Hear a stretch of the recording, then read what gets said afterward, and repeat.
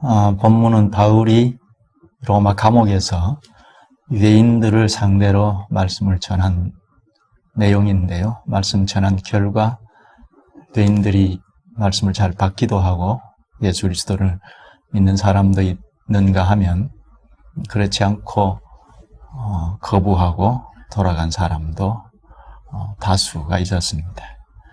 바울이 선교 여행을 할 때 항상 유대인들을 대상으로 먼저 전하는데 유대인들에게 전해보면 말씀을 받는 사람도 있지만 받지 않는 사람도 있었습니다. 항상 그랬습니다. 근데 문제는 유대인들이 말씀을 왜 안 받을까 하는 겁니다. 유대인들은 하나님을 믿는다는 사람들이 아닙니까? 하나님을 믿는다는 사람들인데 말씀을 안 받았다는 것, 이게 참 의문인데요. 이는 오늘 우리 시대에도 마찬가지입니다. 하나님을 믿는데 예수 그리스도를 믿는다고 하는데 그리스도의 말씀을 전해보면 잘 받지 않습니다. 안 받는 경우가 있죠. 왜 그럴까? 이는 한마디로 말하면 고정관념이 있어서 그런데요. 미리 주님의 말씀이라고 가르침을 받은 것이 자기에게 형성이 되면, 그래서 그것이 전부라고 생각하면 그게 고착화되어서 관념이 되어서 다른 것이 들어오면 그게 주님의 말씀에도 풍성한 것임에도 받지 않는 경우가 있습니다. 오늘 이 고정관념 문제, 유대교인들이 고착화된 고착관념, 이 문제 때문에 바울이 전한 말씀을 받지 아니하였다 하는 이 점을 놓고 말씀을 듣겠습니다. 고정관념, 고착관념, 이것이 참 무서운 건데요. 이게 왜 생길까? 고착관념, 고정관념을 버리려면 어떻게 해야 할까? 말씀 끝까지 들으면 좀 이해가 되겠습니다. 바울이 전한 말씀이 무엇인지 잠깐 본문을 읽어보죠. 본문 23절이죠. 그들이 날짜를 정하고, 그들이 날짜를 정했다. 이것은 지난주에 우리가 생각한 말씀과 연결이 되는데요. 바울이 갇혀있는 몸이지만 로마 지역에 유대 지도자들을 다 초청하지 않았습니까? 회당장, 원로들, 장로들을 다 초청을 했습니다. 그런데 바울의 사상을 더 듣고자 하여 다시 날짜를 정했는데요. 그래서 다시 만나기로 정하고 헤어졌다가 이제 약속한 날 다시 모인 겁니다. 그들이 날짜를 정하고 그가 유숙하는 집에 많이 오니 많이 왔다고 하는데요. 아마 지난 시간에 유대 지도자들만 청했는데 지도자들뿐만 아니라 유대인들이 많이 온 것 같습니다. 바울이 아침부터 저녁까지 강론하여 온종일 강론했죠. 하나님 나라를 증언하고 모세의 율법과 선지자의 말을 가지고 예수에 대하여 권하더라.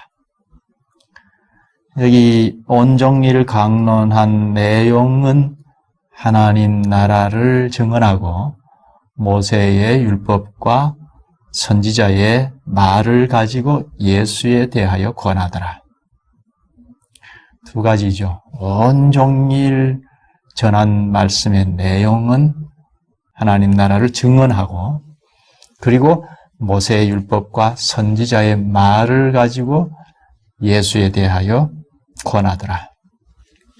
여기 모세의 율법과 선지자의 말이라고 하는데 이것은 구약 성경을 말합니다. 구약 성경을 지칭할 때 예수님도 그랬고 사도들도 모세의 율법과 선지자의 글, 또 시편 이렇게 지칭을 했는데 좀 줄여서 모세의 말과 선지자의 글, 모세의 율법과 선지자의 글, 더 줄여서 모세의 율법 이렇게 말하기도 하는데요. 여기에 모세의 율법과 선지자의 말을 가지고, 이거 구약 성경을 가지고 예수에 대하여 권했다는 겁니다. 바울은 항상 그랬죠. 상황에 따라서 약간씩 다르게 하기는 했지만 항상 하나님 나라에 대하여 그리고 예수에 대하여 전하고 가르쳤죠. 여기 하나님 나라를 증언했다고 하는데요. 하나님 나라, 이건 우리가 익숙하게 알고 있는 거죠. 하나님 나라가 무엇이죠? 저 죽음 저 너머에 있는 나라가 아니고 이 땅에 존재하는 나라.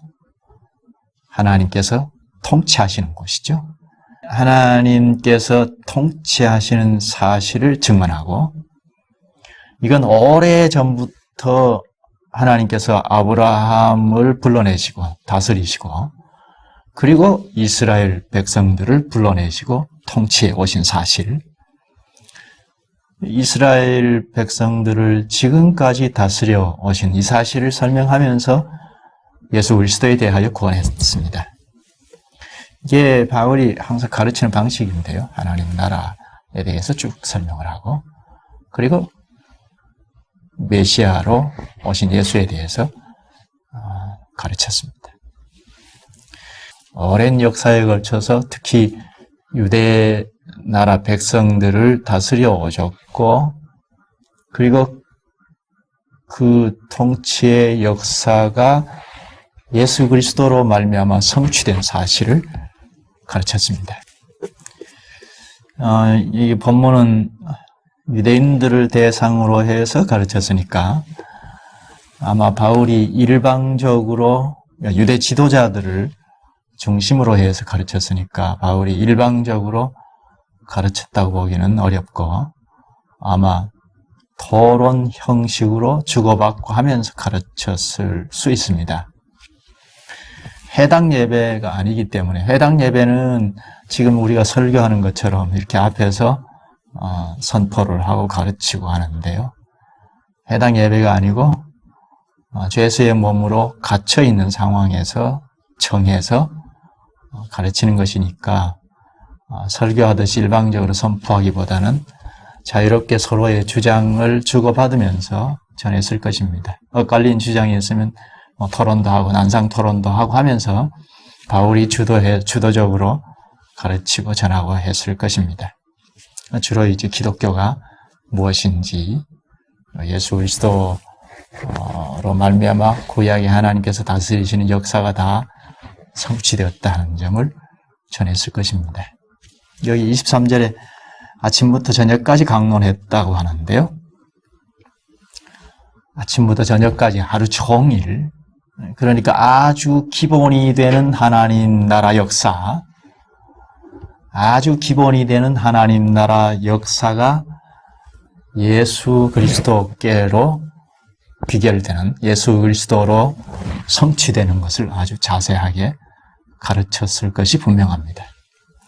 그 결과 믿고 나온 사람도 있고 또 거부하고 돌아간 사람도 있습니다. 말씀을 유대인들에게 전했는데 항상 그렇습니다. 하나님을 믿는 사람들이니까 말씀을 전하면 다 받을 것 같은데 그렇지 않고, 받는 사람도 있지만 그렇지 않고 발길을 돌리는 사람들이 많았습니다. 발길을 돌리는 사람들 보면서 바울이 구약 성경을 인용하여 말합니다. 이사야 6장 9절 10절을 인용하는데요. 본문 26절 27절입니다. 볼까요? 일러스되 이 백성에게 가서 말하기를 너희가 듣기는 들어도 도무지 깨닫지 못하며 보기는 보아도 도무지 알지 못하는도다. 이 백성들의 마음이 우둔하여져서 그 귀로는 둔하게 듣고 그 눈은 감았으니 이는 눈으로 보고 귀로 듣고 마음으로 깨달아 돌아오면 내가 고쳐줄까 함이라 하였으니, 한마디로 말씀을 전해도 안 듣는다는 겁니다. 이 말씀은 당시 사도시대 당시로부터 한 600~700년 전에 하나님께서 이사야 선지자에게 한 말입니다. 이사야 선지자를 백성들에게 파송하면서 이 말을 했는데요. 이스라엘 백성들이 아무리 설교해도 전파해도 하나님 말씀을 전해도 안 들을 거다 하면서 예고한 말입니다. 말을 해도 안 들을 거다 하시면서 파송했습니다. 하나님께서 예고하신 대로 이스라엘 백성들은 끝까지 말씀을 듣지 않았습니다. 나중에 결국은 포로로 잡혀가 버렸죠. 흔적도 없이 사라져 버렸습니다. 하나님께서 말씀하신 대로 이루어진 거죠. 말씀을 안 들을 거다 했는데 끝까지 듣지 않고 바벨론 포로로 끌려가 버려서 교회는 흔적도 없이 사라져 버렸습니다. 그처럼 이게 본문의 유대인들도 그렇다고 바울이 말합니다. 이 말씀은 예수님도 인용하여 가르치셨는데요. 예수님께서 메시아로 오신 사실을 보고도 예수님의 가르침을 듣고도 영접하지 아니한 유대인들을 향해서 이 본문의 말씀을 인용했습니다. 그처럼 바울도 그대로 인용하여 유대인들, 받아들이지 않고 돌아서는 유대인들을 향해서 비난한 겁니다. 이렇게 보면 이사야 선지 시대 때부터 하나님의 말씀을 대언하는데도 받지 아니하는 지금 바울 이때까지 유대인들이 하나님의 말씀을 받지 아니하는 이게 일종의 전통이 되어버렸습니다. 하나님의 백성임에도 하나님의 말씀을 받지 아니하는 것이 아주 고약한 전통이 되어버렸습니다. 이렇게 말씀을 끝까지 거부하면 어떻게 됩니까? 말씀을 전하는데 끝까지 듣지 않고 거부하면 하나님께서 방향을 돌리시죠. 여기 28절에 말하는데요. 그런즉 하나님이 이 구원이 이방인에게로 보내어진 줄 알라. 그들은 그것을 들으리라 하더라. 과거에 이사야 선지 시대 때도 그랬고, 그리고 지금 바울이 전하는 하나님의 말을 듣고 거부하고 돌아가는 유대인들을 향한 말이기도 합니다. 하나님께서 일찍이 아브라함 때부터 찾아오셔서 다스리시고 말씀하시고 이스라엘 백성들에게 다스리시고 말씀하시고 예수 그리스도를 보내셔서 다스리시고 말씀하시고 사도들을 보내서 다스리고 말씀하시고 하셨음에도 끝까지 거부를 했습니다. 그러면 이제 이방인으로 향한다는 것이 정당한 거죠. 바울이 이방 선교를 한 정당성이 여기에 있죠. 사도행전에서 우리가 기독교가 이방 세계에 어떻게 확장해 나갔는지를 잘 볼 수가 있습니다. 아울러 유대인들이 하나님의 말씀을 어떻게 거부했는지도 잘 볼 수가 있습니다. 의문은 유대인인데 하나님의 말씀과 하나님의 백성인데 유대인들은 다 하나님을 믿고 오래도록 하나님을 믿는다고 하는 백성들인데 어떻게 하나님의 말씀을 받지 아니할까 하는 문제입니다. 이스라엘 선조 때부터 하나님께서 찾아오셔서 통치하시고 말씀을 가르치셨는데 그리고 메시아를 보내셔서 말씀을 전해셨는데 그 메시아까지도 십자가에 내주는 악한 행위를 저질렀습니다. 왜 그랬을까? 이것은 한마디로 잘못 배웠기 때문입니다. 하나님의 말씀이라고 배우기는 배웠는데 그릇되게 배워서 그게 하나의 고정관념이 되어버렸습니다. 고정관념이 생기면 다른 것이 오면 거부하잖아요. 고착관념이 되어버리면 그 이상 무엇이 받아들여지지 않죠. 그러면 왜 이렇게 잘못 배웠을까? 무엇이 문제일까? 거짓 선지자들이 있어서 문제입니다. 어느 시대나 참 선지자가 있는가 하면 거짓 선지자가 있었습니다. 구약의 왕정 정치 시대 때만 해도 거짓 선지자가 참 많았습니다. 구약이 국가교회이잖아요. 국가교회가 남쪽 북쪽이 갈라져 버렸죠. 그래서 북쪽 이스라엘 교회가 남쪽에는 유다 교회이고 북쪽 이스라엘 교회가 여로보암이 주도해서 갈라져 나갔죠. 그쪽에는 원래 선지자가 없었는데 선지자 인위적으로 막 세웠습니다. 제사장도 세우고 절기도 인위적으로 마음대로 세워서 행해 나갔죠. 선지자가 없었으니까 하나님께서 그냥 내버려 두지 않으시고 선지자를 보내셨습니다. 호세아 같은 선지자, 아모스 같은 선지자를 보냈습니다. 그리고 실로 사람인 아히야도 보냈고, 그리고 남쪽에서 선지자들을 보내어서 말씀을 전하기도 했습니다. 그러나 거짓 선지자들이 참 많아서 바른 가르침을 막 희석시켰습니다. 바른 신앙을 막 흔들어 놔버렸습니다. 특히 아합 왕이 치리할 때는 거짓 선지자들이 판을 치게 되었습니다. 그 원인은 아합이 무지한 것 때문인데요. 하나님께서 엘리야 선지자를 보내셨으나 거짓 선지자의 말을 더 추종했습니다. 엘리야의 말은 그냥 씨알도 먹히지 않는 그런 시대가 되어버렸습니다.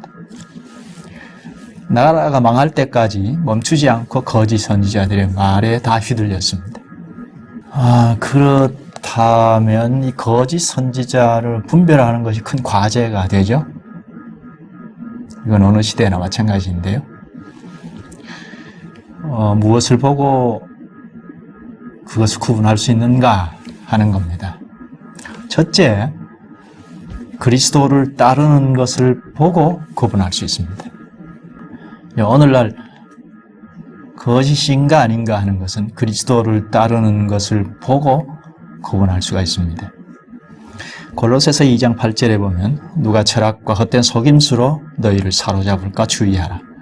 이것은 사람의 전통과 세상의 초등 학문을 따르며 그리스도를 따름이 아니니라.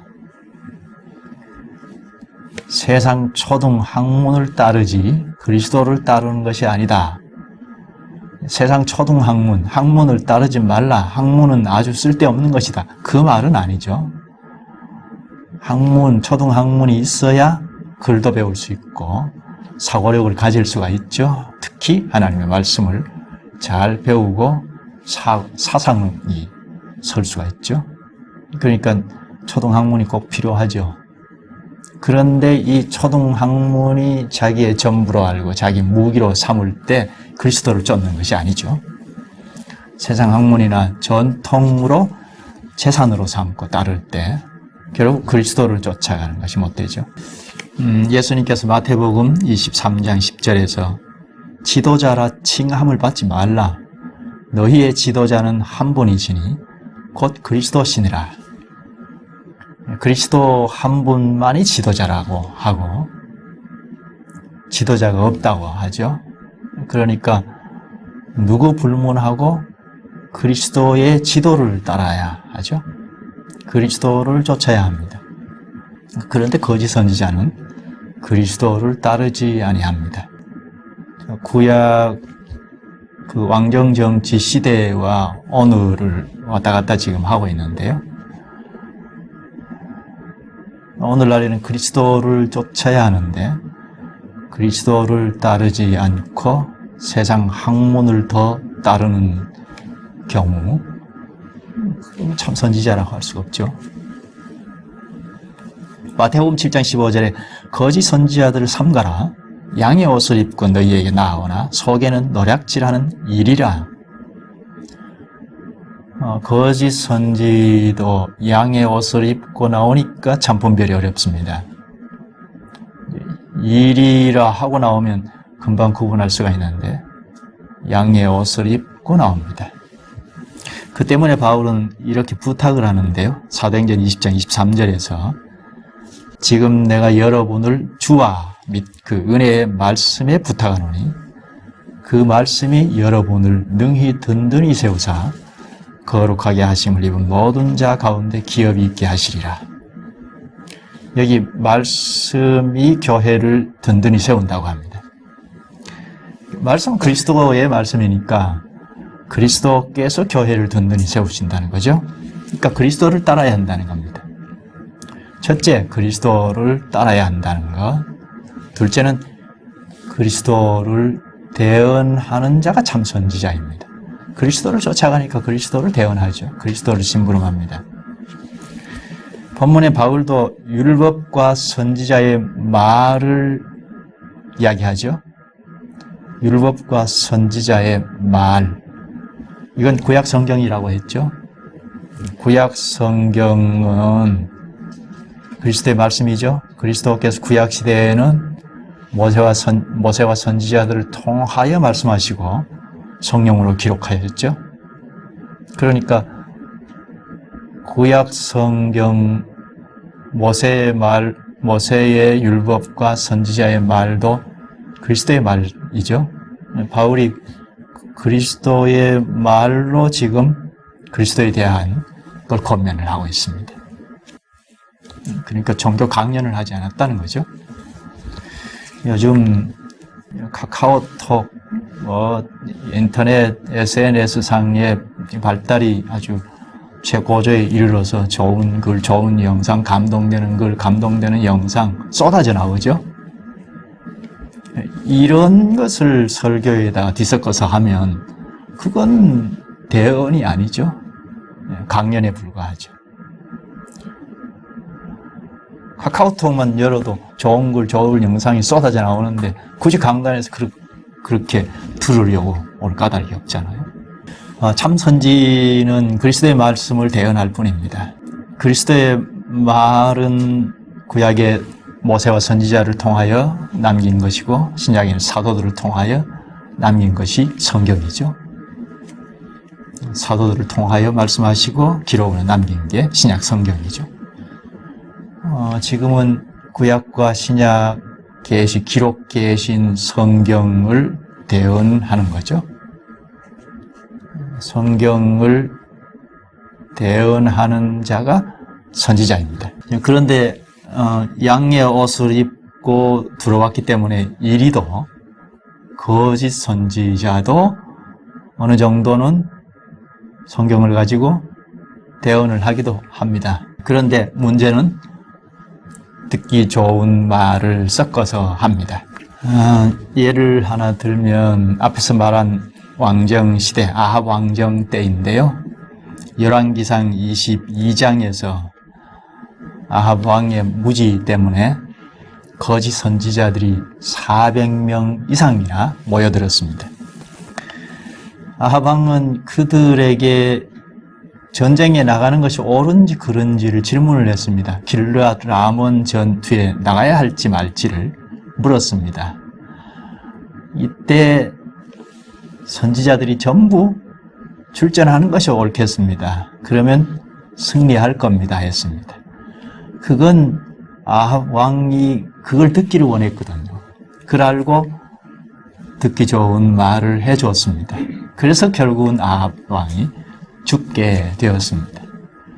이게 거짓 선지자의 특징입니다. 듣기 좋은 말을 한다는 겁니다.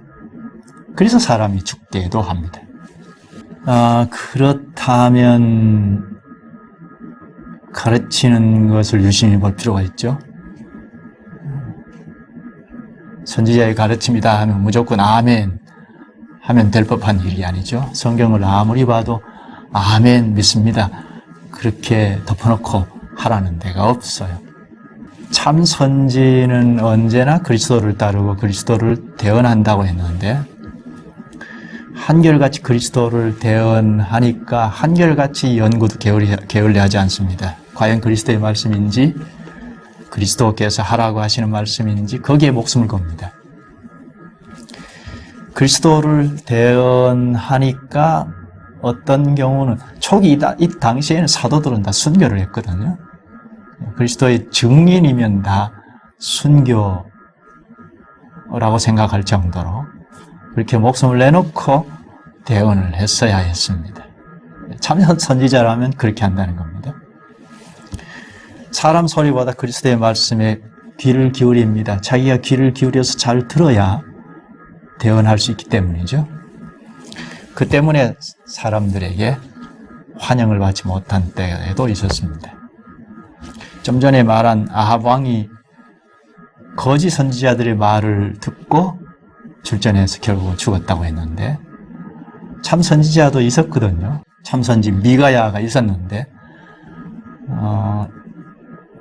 남조 여호사밧 왕이 이 북조 이스라엘 왕인 아합 왕에게 권하기도 했습니다. 미가야 선지자에게 하나님의 말씀을 듣지요 했는데 그걸 듣지 않았습니다. 미가야 선지자는 나는 싫다. 왜냐하면 열왕기상 22장 8절에 보면 잘 된다, 좋다 하는 예언은 하지 않고 흉한 일만 예언한다고 했습니다. 아합 왕이 그랬습니다. 그래서 나는 미가야 선지자는 싫다. 듣기 좋은 소리는 하나도 하지 않는다 했습니다. 미가야 선지자가 참 선지자이죠. 참 선지자인데 미가야는 당시 설 자리가 없었습니다. 참 선지자는 설 자리가 있든 없든 언제든지 하나님을 대언하기에 사람들이 싫어할 수도 있습니다. 사람들이 어떻다는데 그에 관심을 기울이지 않습니다. 대언하는데 집중을 합니다. 대언이 뭐죠?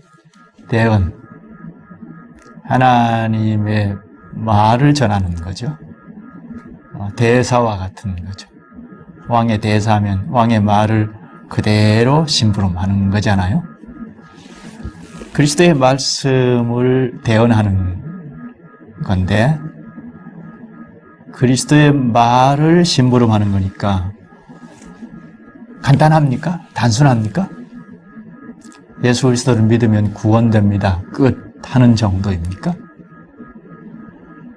그리스도의 말씀은 신구약 성경이니까 단순하지 않죠? 핵심인 그리스도의 십자가의 대속 사역에서부터 시작을 하지만 십자가의 대속 사역을 핵심으로 하고 구약 신약이 둘러싸여 있잖아요. 그러니까 그리스도의 말을 대언한다는 이 대언은 사상을 전하는 겁니다. 구약 신약 전체 성경에서 말하고 있는 그리스도의 뜻, 그리스도의 요구사항, 그리스도께서 원하시는 것, 하시는 것, 그것을 전하는 거니까 사상을 전하는 겁니다. 사상이니까 신관이 들어있습니다. 말씀에는 신관이 있습니다. 세계관도 있습니다. 위대하고 명확한 인생관도 있습니다. 사관도 있습니다. 선지자들이 가지고 있는 중요한 특징 중에 하나가 사관입니다. 선지자의 대언을 잘 보면 단순한 예언만 말하는 것이 아니죠. 우리는 선지자들 하면 예언했다 하는데 그 예언도 하나님의 말씀을 대언하는 걸 말하는데요. 앞으로 올 것을 단지 말하고 만 것이 아니고 사상을 대언한 겁니다. 인간이 어디서 나와서 이렇게 존재하고 있고 어디로 갈 것인지 어떻게 가야 할 것인지 이런 점을 가르칩니다. 인생이 왜 여기에 있고 하나님은 무엇 때문에 이곳에 머물게 하셨는지 인생관 또 가치관을 말하면서 항상 세계관은 어떻게 가져야 하는지 이러한 점들을 가르칩니다. 대부분의 선지자가 그랬습니다. 심오하게 가르쳤습니다. 예레미야나 이사야 같은 선지자가 대표적이죠. 에스겔, 다니엘 같은 선지자도 마찬가지입니다. 그래서 대선지자라고 합니다. 분량이 많다고 대선지자라고 한 것이 아니고 그 가르침의 내용이 심오하고 풍성하기 때문에 대선지자라고 했습니다. 그게 오늘 신학교에서는 조직적으로 나누어서 가르칩니다. 그리스도의 말씀이 성경이니까 성경을 쭉 집약해서 보니까 신론도 나오고 기독론도 나오고 인간론도 나오고 인죄론인데요. 인죄론도 나오고 교회론도 나오고 구원론도 나오고 종말론도 나오고 이게 이제 조직신학이라고 하는데요. 선지자들이 가르친 것이고 사도들이 가르친 겁니다. 구약의 모세와 선지자들이 가르친 것이고 신약의 사도들이 가르친 것. 이게 기록되신 성경이잖아요. 성경을 집약해보면 신론도 나오고 기독론도 나오고 인간론도 나오고 구원론도 나오고 종말론도 나오고 교회론도 나오고 하는 겁니다. 그런데 문제는 거짓 선지자도 어느 정도는 이런 것들을 가르칩니다. 유대교를 예로 들 수가 있죠. 유대 사상은 그냥 간단한 사상이 아니죠. 한 400년가량 나라 없이 뿔뿔이 흩어져 버렸지 않습니까? 그런데도 유대 사상이 사라지지 않았습니다. 헬라 당시에는 헬레니즘의 사상이 얼마나 왕성했습니까? 그런데도 유대 사상을 파괴하지 못했습니다. 그만큼 큰 사상입니다. 이 사상을 누가 만들었냐? 랍비들, 선생들이 만들었죠? 단지 철학을 이야기한 자들이 아니죠. 하나님의 권위를 빌려가지고 사상을 심어놨습니다. 이게 바로 거짓 선지자가 하는 일입니다. 그러니까 거짓 선지자가 하는 일이 간단명료하게 그렇게 하지 않죠. 이 거짓 선지자는 그러니까 결국은 자기 힘을 가지고 추구해 나가는데, 자기 힘을 가지고 큰 사상도 만들어내는데 거기에 하나님의 권위를 빌립니다. 하나님의 권한을 이용해서 큰 사상을 만들어내기도 합니다. 아주 보잘것없이 만드는 경우도 있지만 큰 사상 체계를 만들어내기도 합니다. 하나님의 자기 힘으로 다 하는데 하나님의 힘만 살짝 빌립니다. 하나님의 힘을 빌려야 할 수 있으니까 그렇습니다. 하나님의 힘을 전혀 빌리지 않고 사람 힘만으로 한다면 거짓 선지자라고 할 수 없죠. 선지자라고 할 수 없습니다. 헬라 철학, 헬레니즘이 선지자가 하는 일이 아니잖아요. 근데 하나님의 권한을 빌려가지고 하니까 선지자인데 거짓 선지자입니다. 이 거짓 선지자는 교회에 영향을 끼치려고 적극적으로 시도합니다. 교회에 영향을 끼쳐서 새로운 종교 사상을 구축하고자 합니다. 그래서 회중들을 이끌고자 합니다. 이게 거짓 선지자입니다. 그러니까 거짓 선지자는 따로 이렇게 있는 것이 아니고, 참 선지자, 거짓 선지자 이렇게 따로 구분되어 있는 것이 아니고, 선지자 중에 이렇게 자기 힘을 가지고 하나님의 권위만 빌려가지고 교회에 영향력을 끼치고 사상을 심어놓고자 하고 하면 거짓 선지자가 됩니다. 이런 거짓 선지자의 일은 하루 이틀의 문제가 아니죠. 앞에서 말한 것처럼 국가교회인 구약시대에 남북조가 갈려지기 시작하면서부터 시작해서 포로 생활을 할 때까지도 거짓 선지자는 있었습니다. 그런 영향 때문에 유대인들은 고착관념이 생긴 겁니다. 고정관념이 딱 형성이 되어서 오랜 역사에 걸쳐서 그게 전통이 되어버렸습니다. 그래서 하나님 말씀 전해도 받지 않습니다. 사도시대에는 더 심화되었죠. 고착관념, 고정관념, 관념주의 신앙. 하나님은 팔짱을 딱 끼고 감독이나 하시죠. 세상살이는 우리가 다 하겠습니다. 이런 식입니다. 유대교는 오랜 역사에 걸쳐서 그렇게 내려왔습니다. 하나님은 좀 통치는 하시되 우리가 할 일은 우리가 하겠습니다 하는 식으로. 유대 종교에는 법칙이 딱 있는데 그 법칙을 쉽게 뜯어고치고 그렇게 안 됩니다. 그냥 그대로 두십시오. 그냥 두시고 다스려 주십시오. 이런 식입니다. 이게 관념주의이죠. 관념주의 신앙입니다. 이게 유대교에 팽배하게 형성이 되어 있습니다. 그러면서도 큰 기적을 믿기도 하고 그런 기적을 일으킬 메시아를 대망했습니다. 하나님은 관념이 아니잖아요. 어떤 관념이 아니죠. 막연한 관념이 아닙니다. 공중에 붕붕 떠다니는 구름이 아니시죠. 우리 현실에 임재하시는 분이죠. 우리가 먹고 입고 입고 자고 하는 이 모든 일에 하나님의 손길로 내려주셔서 가능한 일이지 않습니까? 하나님의 손길로 먹고 입고 자고 하는 걸 생생하게 인식하는 사람들이 모일 때 그 교회는 든든하게 됩니다. 누가복음 17장 21절에 하나님 나라는 여기 있다 저기 있다고도 못하리니 하나님의 나라는 너희 안에 있느니라 했습니다. 먹고 입고 생활하고 하는 이 세상살이에 하나님 나라가 있다는 겁니다. 죽으면 저쪽에 가는 피안의 세계가 아니고 하나님 나라는 이미 우리의 생활 현실에 현존해 있다는 겁니다. 그러니까 그리스도의 다스림을 잘 받으면 그게 하나님 나라이죠. 먹고 입고 자고 하는 모든 일상생활에서 그리스도의 말씀의 지배 아래에서 생각하고 말하고 행동하면 하나님 나라이죠.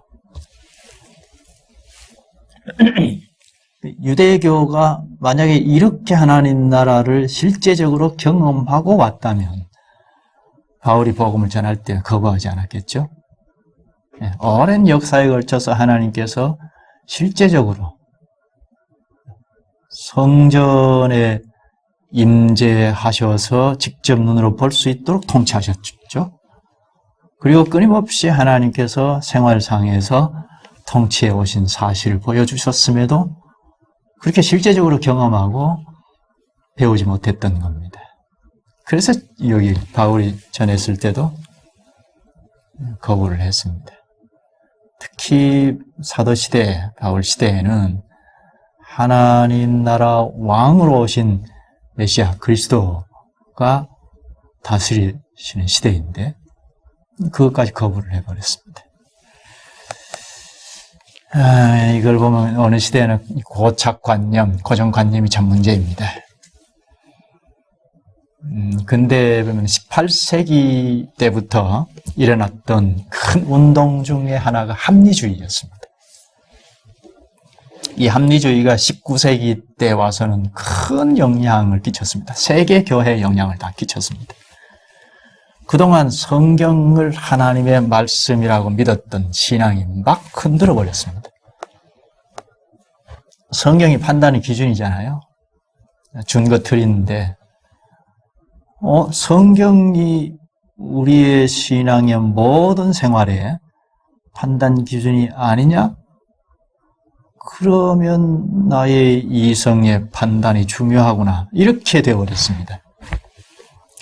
그래서 많은 사람들이, 많은 신자들이 판단의 척도를 잃어버렸습니다. 성경이 판단의 척도인데 그게 하나님의 말씀일까 하는 의구심으로 돌아서게 되었습니다.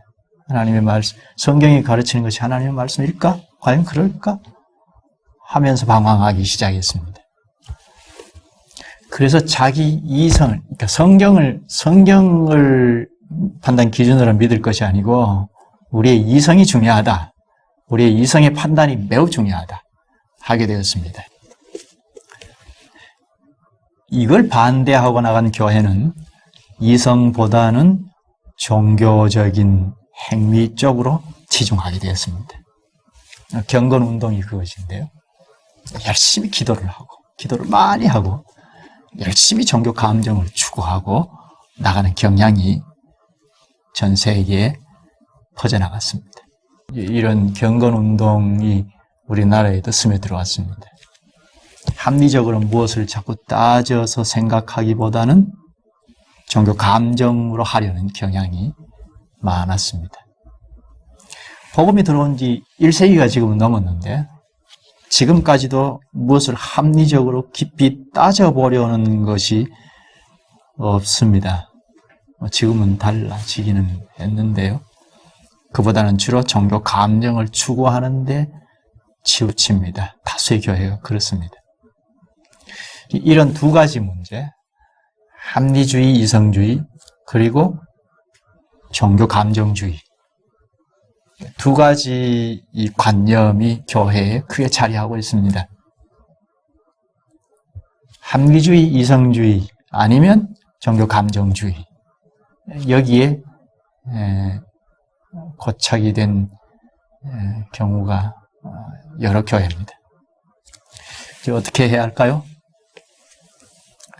만약에 종교 감정에 치우쳐서 살아가는 교회에서 자랐다면 합리적으로 생각할 수 있는 말씀을 배우지 못한 자기 반성을 해야죠. 말씀을 좀 골고루 전체적으로 배우지 못한 자신을 반성해야 하죠. 또 매사에 따지면서 합리적으로 생각하지 않으면 신앙이 아닌 것처럼 여기는 교회에서 자랐다면 이성주의 관념이 된 자신을 반성해야 합니다. 어느 한쪽에 고착화된 고정관념이 되어버린 자신을 깊이 반성해야 합니다. 그리고 그리스도를 따라야죠. 그리스도께서 가르치신 말씀을 하나씩 하나씩 배우고 전체적으로 배우고 나가면 기독교의 진수에 들어갈 수가 있습니다. 그렇지 않고 고착관념에서 벗어나지 못하면 유대교인들처럼 거기에 고착화되어서 새로운 말씀을 받아들여지지 않습니다. 그러면 기독교의 진수에 들어갈 수가 없습니다. 성경을 한 곳 찾아보고 마치죠. 고린도전서 1장입니다. 고린도전서 1장 22절부터 볼까요? 이건 바울이 고린도 교회 앞에 쓴 편지인 것을 전제를 하고 22절부터 보십시다. 22절, 유대인은 표적을 구하고 헬라인은 지혜를 찾으나. 이 말씀이 중요한데요. 바울 당시 시대상 헬레니즘과 헤브라이즘 두 개의 조류가 강하게 흐를 때 유대인들이 추구하는 기적신앙, 신비주의 같은 것을 여기 표적을 구한다고 지적했고, 그리고 헬라인들이 추구하는 합리주의 사상을 지혜를 찾는다고 표현했습니다. 이 두 조류를 대립하여 23절에 우리는 십자가에 못 박힌 그리스도를 전하니, 우리는 십자가에 못 박힌 그리스도를 전하니 유대인에게는 거리끼는 것이요 이방인에게는 미련한 것이로되 오직 부르심을 받은 자들에게는 유대인이나 헬라인이나 그리스도는 하나님의 능력이요 하나님의 지혜니라. 하나님의 어리석음이 사람보다 지혜롭고 하나님의 약하심이 사람보다 강하니라. 바울이 이렇게 헬레니즘하고 헤브라이즘을 대립시켜 놓고 기독교는 두 개 다 아니다 하죠. 헬라 사람들이 가지고 있는 합리주의에 맞추려 하지 않는다.